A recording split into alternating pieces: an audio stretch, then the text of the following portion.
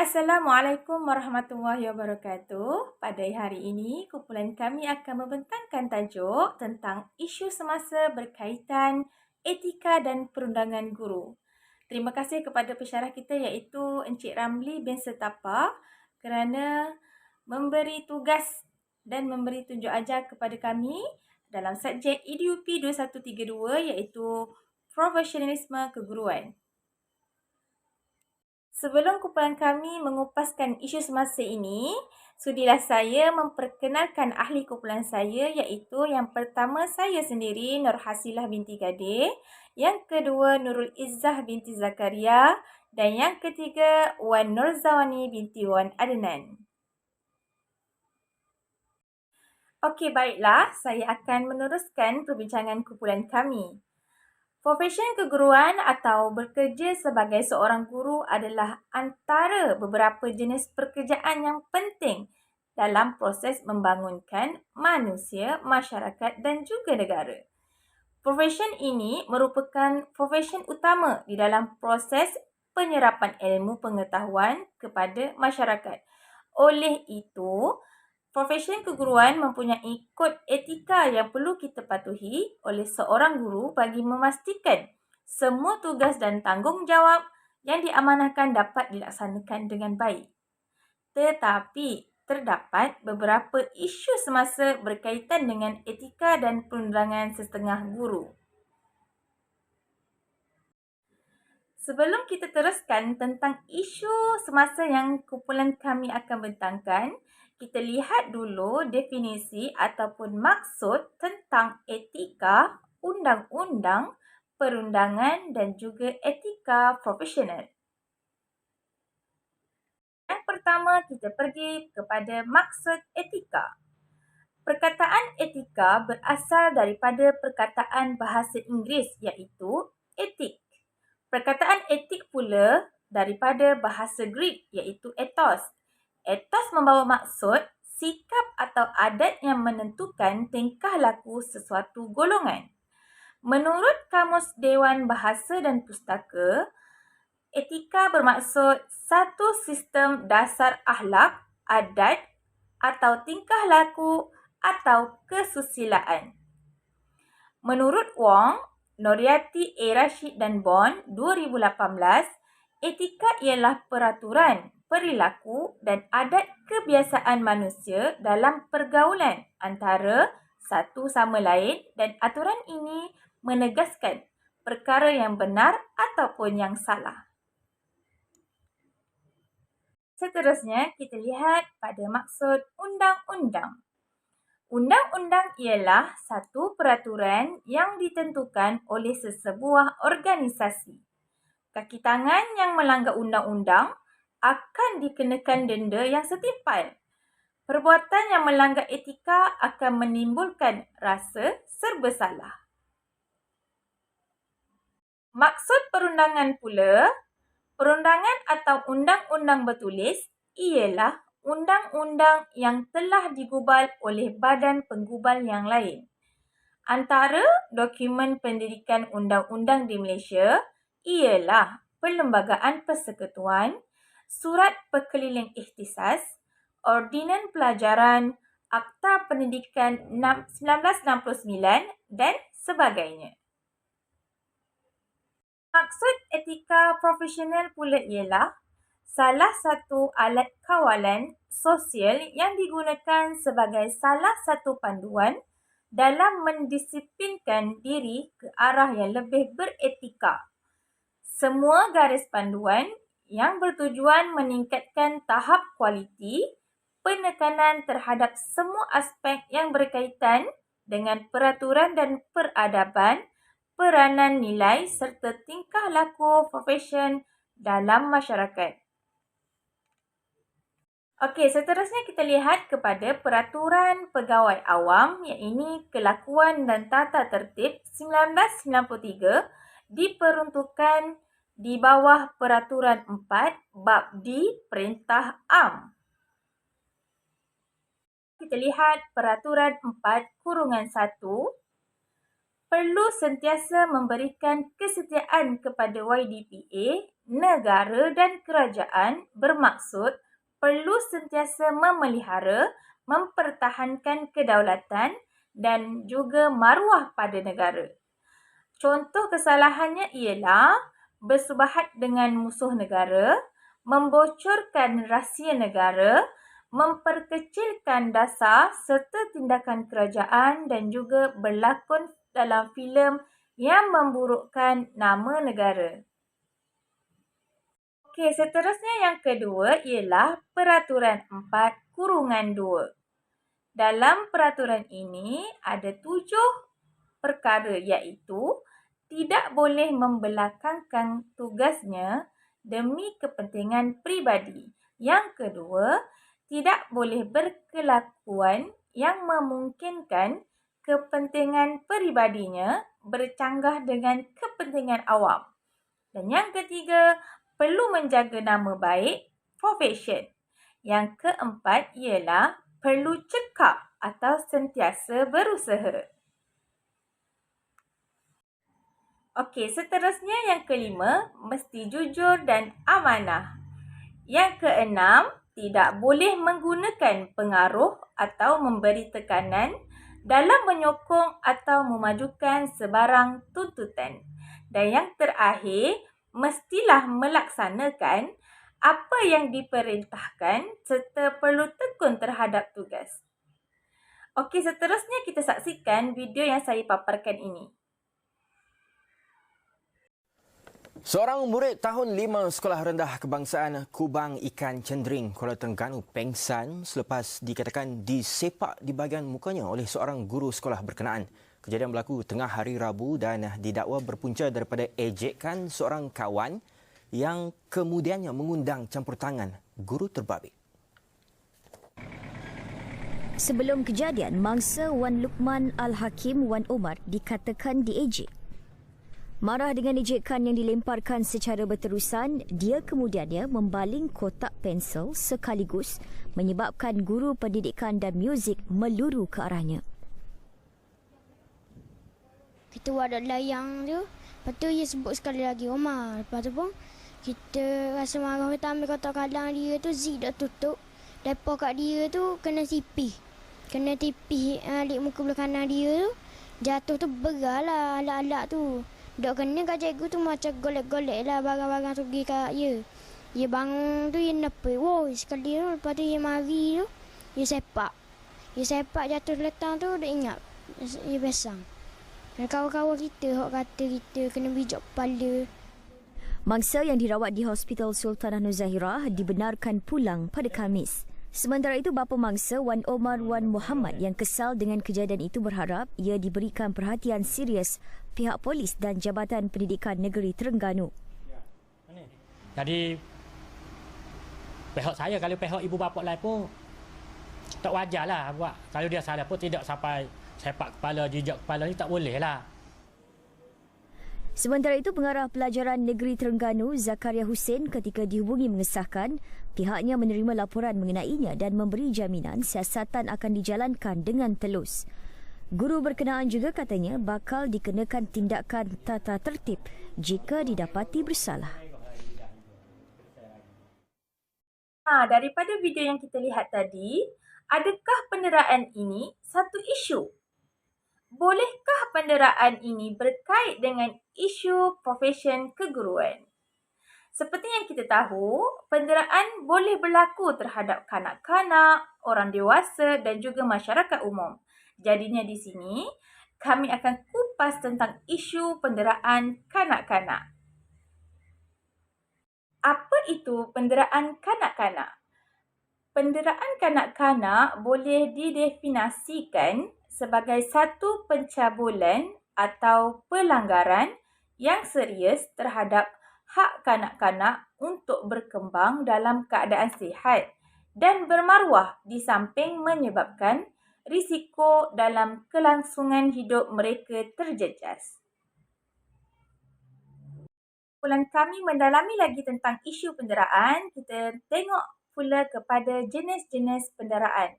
Terdapat 3 jenis penderaan iaitu yang pertama, penderaan emosi, yang kedua penderaan fizikal dan yang ketiga penderaan seksual.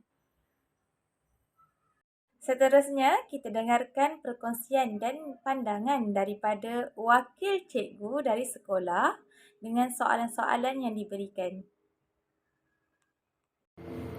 Penderaan kanak-kanak di sekolah adalah satu isu yang sangat serius dan perlu diberi perhatian serius oleh semua pihak, terutamanya oleh pihak berkuasa dan warga pendidik. Yang mana kanak-kanak yang menjadi mangsa penderaan di sekolah ni akan mengalami kesan negatif yang besar kepada kesihatan mental, emosi dan sosial mereka, serta memberi kesan jangka panjang terhadap perkembangan mereka sebagai individu.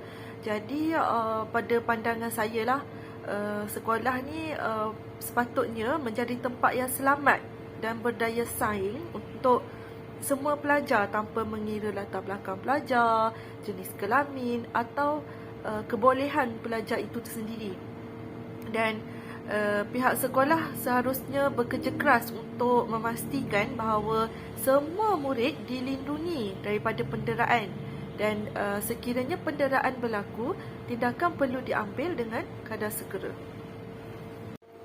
Terdapat beberapa punca berlakunya penderaan kanak-kanak di sekolah, yang mana antara puncanya adalah budaya kekerasan, di mana budaya kekerasan ini dianggap sebagai satu tindakan yang normal dan wajar, satu kebiasaan bagi murid-murid. Jadi penderaan yang berlaku tu adalah sesuatu yang normal bagi mereka. Seterusnya adalah gangguan emosi, yang mana kanak-kanak yang mengalami gangguan emosi seperti tekanan atau kecemasan, mereka ni boleh menjadi mangsa penderaan kerana mereka sendiri ni, mangsa ni kurang keyakinan diri dan kurang menguasai kemahiran sosial hingga menyebabkan mereka menjadi sasaran kepada pendera-pendera ni.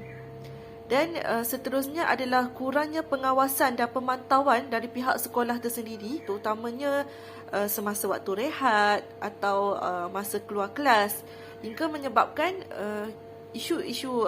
menimbulkan isu-isu penderaan ni. Dan ketidakseimbangan kuasa juga antara puncanya. Contohnya kanak-kanak yang lebih kuat dari segi fizikal dan emosi, mereka ni menyalahgunakan kekuatan yang mereka ada tu dengan menindas ataupun mendera murid yang lebih lemah. Isu penderaan kanak-kanak di sekolah ni mempunyai implikasi yang serius terhadap pembelajaran norma baru, yang mana antara implikasi yang boleh berlaku adalah kanak-kanak yang terlibat dengan penderaan. Sekiranya kanak-kanak itu adalah mangsa penderaan, mereka akan mengalami gangguan emosi dan kesihatan mental, yang mana gangguan emosi dan gangguan kepada kesihatan mental ni boleh menyebabkan terjejasnya prestasi akademik mereka, ataupun akademik mereka akan semakin merudum. Dan seterusnya implikasi lain adalah dapat menjejaskan perkembangan emosi dan sosial mereka juga, yang mana penderaan ni boleh mempengaruhi keupayaan mereka untuk membina hubungan yang sihat dan membina keupayaan diri yang mencukupi. Dan seterusnya dapat meningkatkan kecenderungan untuk membolos, kerana kanak-kanak yang terlibat dalam penderaan ni, mereka mungkin mempunyai kecenderungan ini untuk membolos, ataupun mereka sendiri merasakan diri mereka tak nak hadir sekolah, tidak hadir ke sekolah kerana mereka rasa tidak selamat untuk ke sekolah. Untuk menangani isu penderaan kanak-kanak di sekolah ni adalah terdapat beberapa cara yang boleh dilakukan. Yang pertama adalah sekolah sendiri perlu menyediakan pendidikan dan kesedaran kepada murid, guru dan juga para ibu bapa tentang kepentingan tidak membenarkan penderaan berlaku di sekolah. Dan yang kedua, sekolah boleh meningkatkan pengawasan dan pemantauan terhadap murid, terutamanya pada waktu rehat dan masa keluar kelas. Dan seterusnya, sekolah juga boleh menyediakan sokongan psikologi atau kaunseling kepada kanak-kanak yang terlibat dalam kes penderaan, sama ada kanak-kanak tersebut adalah sebagai mangsa atau pelaku. Dan yang terakhir, menjalinkan kerjasama. Sekolah boleh menjalinkan kerjasama yang baik dengan para ibu bapa. Dengan ini, supaya menarik ibu bapa ni sebagai rakan kongsi dalam menangani isu penderaan kanak-kanak di sekolah. Untuk meningkatkan imej perguruan dalam menangani isu penderaan kanak-kanak ni memerlukan pendekatan yang holistik dan berkesan. Yang mana antara cara yang boleh membantu meningkatkan imej perguruan dalam menangani isu penderaan kanak-kanak ni adalah memperkasakan guru dan kaki tangan. Yang mana guru dan kaki tangan ni perlu diberi latihan dan sumber yang mencukupi untuk membantu mereka mengenali dan menangani kes-kes penderaan kanak-kanak. Dan ini termasuklah latihan kesedaran, latihan intervensi dan juga kaedah pemantauan yang berkesan untuk memastikan kes-kes penderaan kanak-kanak ni dikendalikan dengan baik. Seterusnya, perguruan perlu memastikan bahawa persekitaran dan pembelajaran yang selamat dan menyokong dibina dan dipertahankan. Dan ini juga termasuklah bagi memastikan bahawa terdapat sistem penyeliaan dan pemantauan yang ketat dan semua staf dan murid diberi latihan keselamatan dan kesihatan yang mencukupi. Dan pihak perguruan juga boleh membina hubungan yang sihat dengan ibu bapa untuk memastikan bahawa semua pihak bekerjasama dan menangani isu penderaan kanak-kanak. Dan ini termasuklah memberikan informasi yang tepat dan berkala kepada para ibu bapa mengenai kemajuan murid, memberikan saluran komunikasi yang terbuka dan telus antara guru dan ibu bapa. Jadi, dengan pendekatan yang holistik dan berkesan ni, perguruan boleh meningkatkan imej mereka dalam menangani isu penderaan kanak-kanak dan juga membina persekitaran pembelajaran yang selamat dan menyokong semua murid mereka. Sebagai sebuah sistem pendidikan yang menyediakan lingkungan belajar yang selesa dan kondusif bagi murid, bagi saya penggunaan rotan ni dalam menghukum murid ni dianggap tidak sesuai kerana kaedah tersebut dilihat sebagai suatu bentuk penderaan fizikal terhadap murid yang boleh menyebabkan trauma, kecederaan fizikal dan kesan negatif kepada jangka panjang kepada murid itu tersendiri. Dan selain itu, penggunaan rotan dalam sekolah tidak selaras dengan nilai dan prinsip-prinsip yang disokong oleh pembangunan moral dan sosial yang sepatutnya dipupuk dalam proses pembelajaran. Jadi kaedah pengajaran yang lebih efektif dan sesuai boleh digunakan seperti kaedah pengajaran yang menyokong pembangunan sosial dan emosi murid, serta kaedah pengajaran yang menekankan kepada pembelajaran positif dan intervensi awal bagi mengatasi masalah disiplin murid. Jadi, sebagai alternatif, disiplin positif dapat diterapkan di mana keburukan murid dapat diatasi melalui penggunaan kaedah seperti latihan kelas, hukuman yang tidak melibatkan kekerasan fizikal dan juga bimbingan psikologi murid. Jadi, selain itu, kerjasama dengan ibu bapa dan komuniti tempatan dapat membantu mengurangkan masalah disiplin di sekolah. Kumpulan kami memilih isu penderaan fizikal sebagai isu berkaitan tentang etika dan perundangan guru. Seterusnya, saya Wan Nur Zawanya binti Wan Adnan akan meneruskan pembentangan saya tentang statistik isu penderaan kanak-kanak yang terkini. Datuk Siti Zailah Muhammad Yusof berkata, yang merupakan Timbalan Menteri Pembangunan Wanita, Keluarga dan Masyarakat Malaysia berkata, antara jenis-jenis penderaan, isu penderaan fizikal, penderaan seksual, emosi dan pengabaian pada tahun 2018 berjumlah 5,578 kes. Pada tahun 2019 pula, sebanyak 6,061 kes. Sehingga September 2020 sebanyak 3,875 kes. Ini adalah merupakan statistik isu penderaan kanak-kanak terkini lah. Jadi sangat banyak di sini. Seterusnya, apa kaitan isu penderaan murid dengan guru bersama etika perguruannya. Okey, jadi saya nak kaitkan di sini adalah isu penderaan murid oleh guru dengan etika perguruan adalah antaranya. Yang pertama adalah accountability guru kepada pelajar. Yang kedua adalah isu kesantunan guru dan yang ketiga adalah isu kepedulian guru. Next, saya akan terangkan tentang accountability guru kepada pelajar. Apa itu accountability guru? Di sini saya ingin terangkan definisi dan hubung kait dengan isu penderaan. Accountability guru adalah merupakan tanggungjawab yang harus difahami dan dilaksanakan oleh seseorang guru.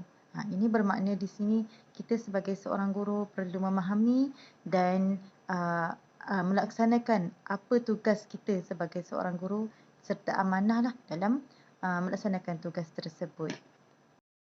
Okey, di sini saya akan menerangkan tentang accountability guru terhadap pelajar.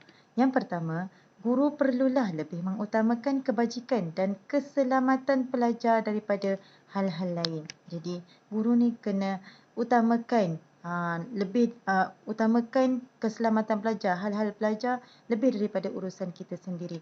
Yang kedua adalah guru mestilah ikhlas dalam menyampaikan ilmu kepada pelajarnya. Yang seterusnya, yang ketiga, guru tidak boleh mengharapkan sebarang balasan dan ganjaran. Apabila mengajar pelajar ni, kita kena ikhlas. Tidak boleh mengharapkan ganjaran atau hadiah daripada orang lain. Okey. Dan seterusnya, guru seharusnya sentiasa bersedia menyelesaikan masalah murid-murid dengan bersikap adil. Sekiranya ada masalah apa-apa terhadap murid-murid, gurulah perlu menyelesaikan masalah tersebut secara adil. Dan yang terakhir sekali adalah accountability guru terhadap pelajar adalah guru ni mestilah bekerjasama dengan pihak sekolah dan ibu bapa sekiranya berlaku apa-apa masalah terhadap pelajar.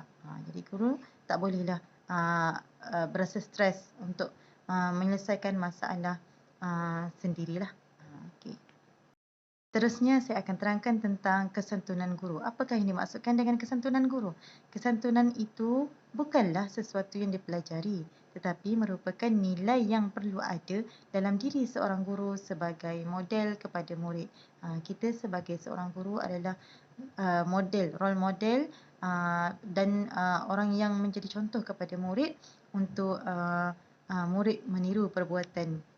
Okay, jadi kita kena tunjukkan contoh yang baiklah kepada murid-murid kita. Ini saya ingin menerangkan tentang isu kesantunan guru.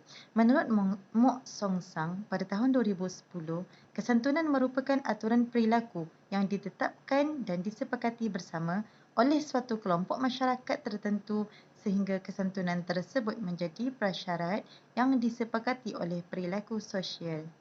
Yang seterusnya, usaha membentuk kesantunan dalam kalangan murid bermula dengan kesantunan yang dipamerkan oleh seseorang guru itu terlebih dahulu. Okay. Dan berdasarkan perkembangan semasa dalam profesion keguruan, kesantunan dapat dibahagikan kepada 3, iaitu yang pertama, kesantunan berpakaian, yang kedua, kesantunan tingkah laku dan yang ketiga adalah kesantunan berbahasa. Jadi, sebagai seorang guru, kita mestilah menjaga profesion kita sebagai seorang guru dan profesional dalam melaksanakan tugas. Jangan campurkan masalah peribadi dengan masalah kita di sekolah. Okay? Jangan melepaskan segala masalah kita di sekolah terhadap pelajar-pelajar kita. Okay, jadi kita hendaklah sentiasa berpakaian kemas, menjaga tingkah laku dan menjaga bahasa lah. Jangan memaki hamun kepada pelajar-pelajar kita kerana ia menjadi satu doa dan diminta kepada kita sebagai seorang guru hendaklah menjaga bahasa kita lah. Okay. Seterusnya saya akan menerangkan tentang kepedulian guru dan saya akan terangkan tentang apa itu definisi kepedulian guru dan hubung kait dengan isu penderaan. Di sini saya ingin menerangkan tentang kepedulian guru. Apa itu definisi peduli? Peduli ini merupakan gabungan perasaan, pemikiran dan perhatian yang diberi oleh guru terhadap isu yang dihadapi semasa melaksanakan tugas. Menurut Noryati, pada tahun 2020, guru yang peduli ialah guru yang mementingkan perkembangan pelajarnya dari segi jasmani, emosi, rohani dan intelek. Jadi seorang guru ni adalah seorang, menurut Noryati, adalah guru yang mementingkan perkembangan pelajarnya. Dia akan melihat pelajarnya dari sudut emosi, dari segi jasmani, emosi, rohani dan intelek, iaitu amalan Jerry's lah. Dan kepedulian atau dalam istilah yang lain ialah ambil peduli, ambil berat dan menyayangi yang melibatkan sensitif responsif terhadap orang lain berdasarkan sikap keterbukaan dan perhatian terhadap pengalaman mereka. Okey, jadi guru ni mestilah sentiasa ambil berat, menyayangi, ambil peduli. Mereka adalah perkataan yang sama, iaitu kepedulian, maksud kepedulian yang mana melibatkan sensitif responsif terhadap orang lain berdasarkan sikap keterbukaan dan perhatian terhadap pengalaman mereka. Jadi sekiranya kita ni berdasarkan kita sebagai seorang guru mesti ada pengalaman hidup. Jadi kita kena sentiasa sensitif dan responsif lah, sentiasa ambil berat terhadap keadaan sekeliling dan ambil berat terhadap masalah pelajar-pelajar. Okey. Yang seterusnya adalah kita ni sebagai seorang guru perlu memahami bahawa tugas mereka membentuk pelajar secara holistik, iaitu secara menyeluruh. Yakni para pelajar dapat berkembang secara intelek dengan menguasai pengetahuan spesifik sehingga mereka berkembang menjadi model insan dengan kepribadian yang disanjung oleh semua pihak. Jadi sebagai seorang guru, kita adalah seorang yang akan melahirkan pendidik akan melahirkan seorang manusia pada masa hadapan. Jadi kita kenalah mengajar seorang murid ini dengan cara yang menyeluruh, dari segi sahsiahnya, mengajar dari segi menjaga adab terhadap orang lain. Jadi sebab itulah kita sebagai seorang guru perlu menunjukkan contoh yang baik. Sebab pelajar ni akan, kita ingin melahirkan kemenjadian murid pada masa hadapan. Jadi kita sebagai seorang guru kenalah jaga profession keguruan kita dan accountability kita. Saya akan terangkan tentang kesan penderaan. Okey, kesan terhadap pelaku iaitu guru. Yang pertama adalah permit mengajar akan ditarik. Sekiranya kita seorang guru telah melakukan kezaliman atau penderaan kepada murid-murid kita terhadap kanak-kanak, maka kita akan dikenakan permit mengajar. So permit mengajar kita akan ditarik. Okey, perkara ini telah berlaku terhadap 2 guru tadika di Melaka pada tahun 2018. Okey, isu ini pernah berlaku dan guru tersebut telah ditarik permitnya, permit mengajar. Okey, yang kedua adalah kesan terhadap guru tersebut adalah akan merosakkan imej guru tersebut. Okey, masyarakat kurang mempercayai guru 100% dan integriti guru diragui. Okey, masyarakat akan rasa kurang percayalah dan ibu bapa tak akan percaya lagi kepada guru-guru tersebut. Okey, jadi imej guru tersebut tercalar lah. Okey, yang ketiga adalah dikenakan tindakan tata tertib. Okey, guru tersebut dianggap melampau kerana dianggap keterlaluan, kerana telah melepaskan sesuatu tidak kena pada tempatnya. Okey, yang seterusnya adalah reputasi dan imej sekolah mesti akan terjejas. Sekiranya guru tersebut yang melakukan kata pepatah jatuh nilai sitik, habis rosak susu sebelanga. Jadi disebabkan masalah guru yang telah mendera murid tersebut, maka habis rosaklah imej sekolah. Okey, dan yang terakhir sekali, yang kelima adalah hubungan adalah kesan terhadap pelaku guru tersebut, iaitu hubungan antara murid, ibu bapa dan rakan sejawat boleh terjejas. Jadi semua rakan-rakan guru yang lain tidak akan sukalah kepada kita, dan ibu bapa, murid-murid tidak akan suka kepada kita dan akan judge kita dan tidak suka untuk belajar dengan kita. Jadi kita kena jagalah profession kita sebagai seorang guru. Seterusnya, ia juga melibatkan tekanan emosi kepada pelajar dan kewujudan budaya samsing. Okey, tekanan emosi kepada pelajar ni, pelajar akan hidup dalam ketakutan dan hilang minat untuk belajar, apatah lagi sekiranya guru yang melakukan penderaan merupakan guru subjek mata pelajaran mereka sendiri. Pelajar akan rasa trauma apabila seorang guru yang mengajar subjek terutama sekali seorang guru yang mengajar subjek mata pelajaran mereka sendiri telah mendera mereka. Jadi murid tersebut tidak akan minat untuk datang ke sekolah, tidak rasa minat untuk datang untuk belajar dan takut untuk datang ke sekolah. Okey. Dan seterusnya, kewujudan budaya samsing. Menurut Bandura, sebagaimana yang ditulis oleh Cardi S pada tahun 1997 bahawa katanya sebahagian besar manusia belajar melalui pengamatan secara selektif dan mengingat tingkah laku orang lain. Inti dari teori pembelajaran sosial ini adalah permodelan, iaitu modeling.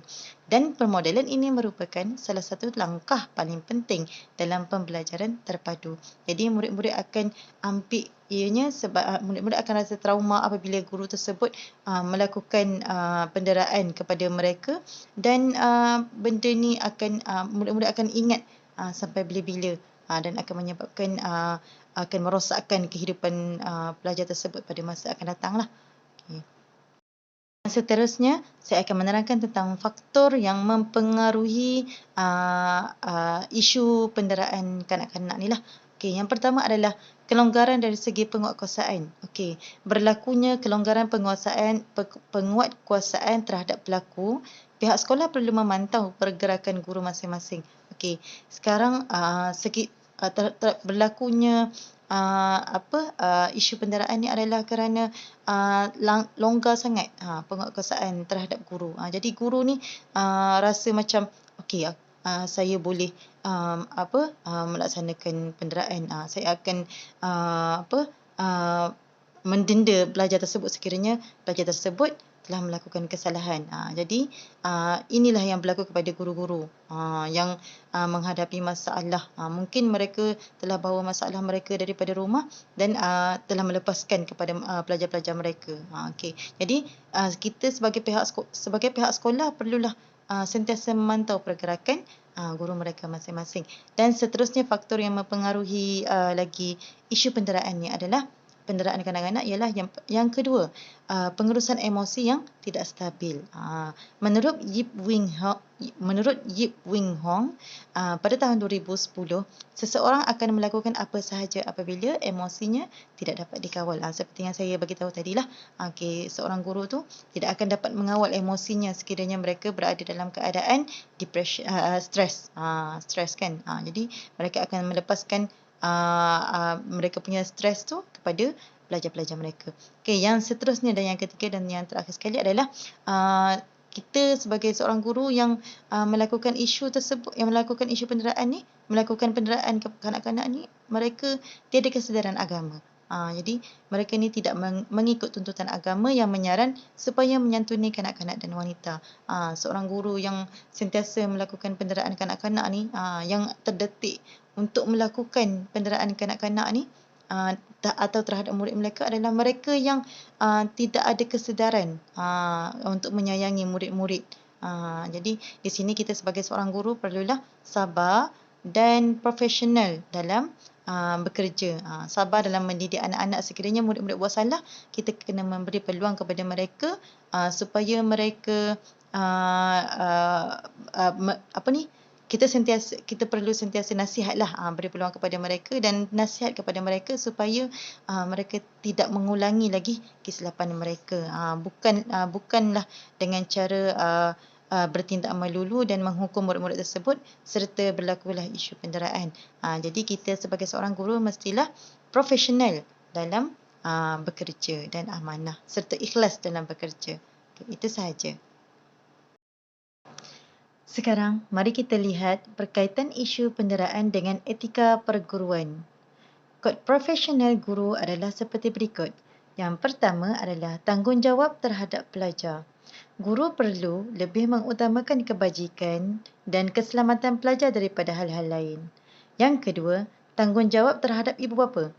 Guru perlu bertanggungjawab terhadap amanah yang ibu bapa telah tinggalkan di sekolah, iaitu menjaga kebajikan anak-anak mereka. Jadi kita sebagai seorang guru perlulah menjaga amanah daripada ibu bapa yang minta kita sebagai seorang guru untuk mengajar anak-anak mereka. Yang ketiga, tanggungjawab terhadap masyarakat dan negara. Kita sebagai seorang guru perlulah bertanggungjawab sebagai role model ataupun contoh yang baik terhadap masyarakat. Jadi kita sebagai seorang guru perlulah tunjukkan contoh yang baik kepada masyarakat dan negara kerana kita sebagai seorang guru adalah role model. Bukan sahaja di dalam sekolah tapi juga di luar sekolah. Yang seterusnya yang keempat adalah tanggungjawab guru terhadap rakan sejawat dan profesion keguruan. Sebagai seorang guru yang berdisiplin, seorang guru itu mestilah mengikut garis panduan sebagai seorang guru yang sebenar yang telah ditetapkan. Bukan sekadar melepaskan batuk di tangga. Okey. Yang seterusnya, sekarang mari kita lihat langkah mengatasi isu. Okey. Yang pertama adalah kita perlu mewujudkan khidmat kaunseling khas. Yang kedua, kita perlu menjalankan tindakan tegas terhadap pelaku atau pesalah iaitu guru yang melakukan penderaan. Ini kedua-dua ini boleh diwujudkan di mana? Di sekolah. Pihak pentadbiran perlu melaksanakan tugas inilah. Dan yang seterusnya adalah yang ketiga, penguatkuasaan undang-undang. Dan seterusnya yang terakhir sekali adalah yang keempat, memahami masalah yang dihadapi oleh guru. Okey. Baiklah, kesimpulannya di sini, kenapa seorang guru itu perlu menyantuni murid dan murid perlu menghormati guru? Kerana peranan guru amat disanjungi oleh agama Islam dan seorang guru itu adalah seorang pendidik dan mereka ini adalah sangat mulia sebenarnya. Dan sedangkan Nabi sendiri pun suka profesion keguruan ini. Okey. Jadi hal ini telah disebutkan dalam hadis Rasulullah sallallahu alaihi wasallam, iaitu bukan di kalangan umatku bagi sesiapa yang tidak memuliakan orang yang lebih tua, tiada belas kasihan kepada orang yang lebih muda, tidak menunaikan hak guru-guru. Hadis ini adalah hadis riwayat Ahmad, At-Tabrani dan Al-Hakim. Itu sahaja. Semoga penyampaian kami pada kali ini dapat memberi manfaat kepada mereka yang mendengar. Terima kasih. Yang terakhir sekali, mari kita lihat apakah pandangan guru kaunseling yang telah ditemu bual. Selamat. Okey, Assalamualaikum Cikgu Bazila. Okey, insyaAllah hari ini saya nak buat sedikit interview lah bersama Cikgu Bazila tentang berkaitan dengan isu penderaan murid, guru-guru lah, kan guru yang mendera murid. Zaman dulu sebelum ni kan kita pernah dengar isu pasal guru-guru mendera murid, betul tak? Ia berkaitan dengan isu etika dan perundangan guru lah. Jadi saya nak tanyalah untuk soalan yang pertama, apa pandangan Cikgu Bazila tentang isu penderaan murid ni? Okey, penderaan ni dia ada dua. Okey, dalam pendapat saya. Satu penderaan fizikal dan juga penderaan mental. Okey. Kalau mental ni dia melibatkan emosi. Okey, emosi. Okey, fizikal tubuh badan lah. Okey. Dia melibatkan alat. Okey, zaman dahulu macam kita sebagai guru dibolehkan guna rotan lah. Tapi penggunaan rotan tu adalah sekarang ni dah dilarang. Okey. Jadi memang dah tak ada lah. Okey. Macam dulu sebelum ni ada penggunaan rotan kan. Ada kalanya guru menggunakan rotan tu kita tak tahu terkuat ke terperlahan ke kat murid tu. Tapi kadang-kadang ada murid ni dia punya badan kadang ada macam sentuh sikit dia dah ada kesan lebam gitu. Padahal sikit je cikgu punya cuit. Tapi tujuannya adalah untuk mendidik. Untuk mendidik. Okey. Penderaan emosi, penderaan kedua ialah emosi. Emosi ni adalah melibatkan pemikiran seseorang tu lah. Okey. apabila melibatkan tutur kata. Tutur kata yang tak berapa elok lah. Kadang-kadang emosi ni berlaku juga di kalangan sesama murid tu sendiri. Contohnya, ejek-mengejek antara sama dia orang. Ejek nama ibu bapa, mengejek kenapa tak datang sekolah. Baik bukan berjenama pun diejeknya juga. Itu pun mendatangkan emosi juga kepada murid tersebut. Agak-agak sekarang berlaku lagi tak berkaitan dengan penderaan kanak-kanak, emosi ataupun fizikal lah? Sekarang ada tak lagi? Ada. Ada lagi. Antara contohnya apa? Cuma sikit atau banyak je. Sikit ataupun secara murid tu sendiri ambil kata-kata tu macam mana. Dia proses kata-kata tu macam mana. Ada jenis murid dia ambil proses kata-kata tu dia boleh improve lagi diri dia untuk lebih baik. Ada yang murid dia ambil kata-kata tu sebagai benda yang negatif. Dia rasa diri dia teruk ke apa. Dia berbalik pada murid tu sendiri macam mana nak proses kata-kata tu. Jadi kalau emosi lah, sebab tu kita kat sekolah kita ada amalan penyayang. Macam pagi ada amalan guru penyayang, kita menyambut murid-murid hadir ke sekolah. Kemudian untuk mana yang kehadiran awal kita bagi cendah hati untuk menggalakkan lagi murid-murid untuk hadir ke sekolah. Lepas tu kita ada sekolah kita ada program Segar Minda untuk refresh balik apa yang diorang belajar. Dan sekarang semua guru dah okey dah, memang nak murid-murid datang minat ke sekolah. Satu lagi nak tanya, kalau macam untuk sekarang kan, dibolehkan ke kalau macam seorang guru untuk mendenda murid untuk sekarang lah kan? Mendenda murid sekiranya murid tersebut tak siapkan kerja sekolah. Denda dari segi bertiga atas kerusi ke ataupun cubit telinga ke, adakah itu satu penderaan? Okay, pada pandangan guru kita nak mendidik kan, nak mendidik, tapi sekarang dah tak boleh. Kita dah tak boleh. Sebab kita sebab murid dulu, zaman dulu dengan zaman sekarang dah lain, berbeza. Okay, kita banyakkan macam more tu kawan lah sebenarnya dengan murid ni. Untuk kita bonding dengan dia, kita mengajar dengan mendidik dengan cara tak boleh lah, memang tak boleh denda diri ataupun tak. Dia akan melibatkan emosi dia, emosi murid.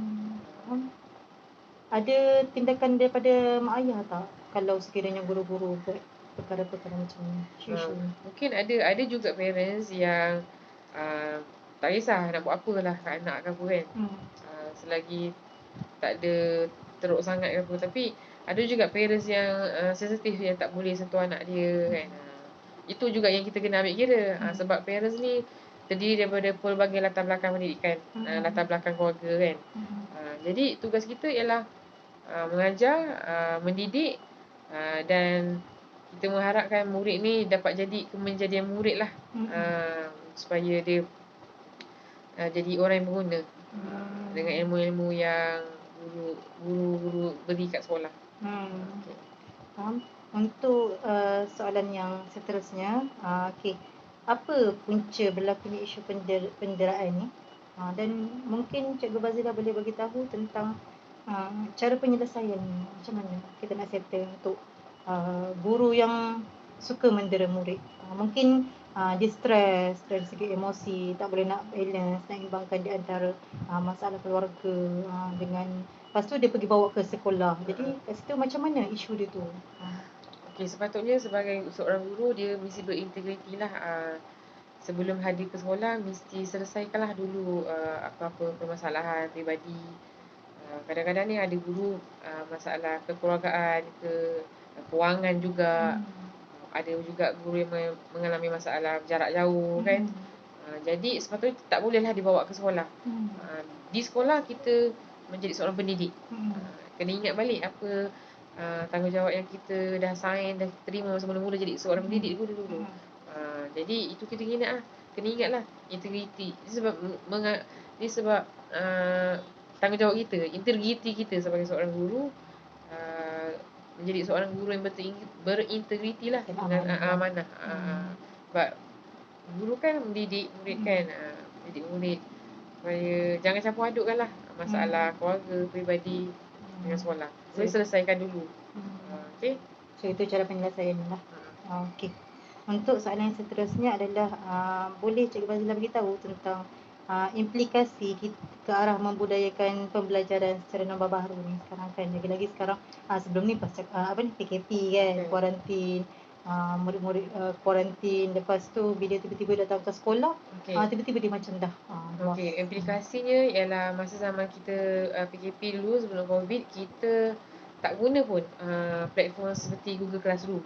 Okey, Google Classroom, Google Form kan. Jadi hikmahnya ialah kita boleh gunakan pengajaran abad ke-21 lah dalam kelas. Kita pasang TV dalam kelas kan ada TV. Jadi kita buka video-video yang berinteraktif. Jadi murid tak bosan dalam kelas. Lepas tu murid-murid juga boleh gunakan komputer, cara guna komputer. Okey, macam mana nak buat Google Meet. Okey, antara guru kan dengan murid. Jadi murid tak ketinggalan lah. Okey, untuk soalan yang terakhir lah. Tadi sebagaimana yang Cikgu Fazila beritahu tadi pasal kita sekarang ni untuk isu rotan ni kita dah tak boleh nak guna kan, rotan kepada murid-murid kan. Jadi agak-agak sekarang masih ada ke guru-guru yang menggunakan rotan kepada murid-murid? Dan agak-agak apa tindakan kita sebagai rakan-rakan guru untuk macam mana kepada guru-guru yang suka menggunakan rotan ni? Masih tak orang kata apa? Masih suka nak jadi macam dulu lagi. Macam gitulah. Ada daripada pembelajaran saya memang tak ada lah guru dah gunakan rotan. Sebab kita menyahut seruan kerajaan memang tidak boleh gunakan rotan. So memang rotan tak ada dekat sekolah lah. Tak ada. Kalau okey, itu rotan. Sebab rotan tu secara fizikal kita nampak kan. Tapi kalau pembaris panjang tu, macam pembaris panjang tu dia macam menyerupai kan kita merotan murid. So macam mana tu? Biasanya rotan, bukan rotan, pembaris panjang tu gunanya nak ketuk meja je. Kan. Untuk menarik perhatian. Perhatian murid. Tu dah lebih kepada tu je lah. Okey, saya faham. Okey, alhamdulillah saya rasa setakat itu saja persoalan daripada saya. Terima kasih kepada Cikgu Fazila. Sama-sama. Kami bersama. Okey, Assalamualaikum. Salam.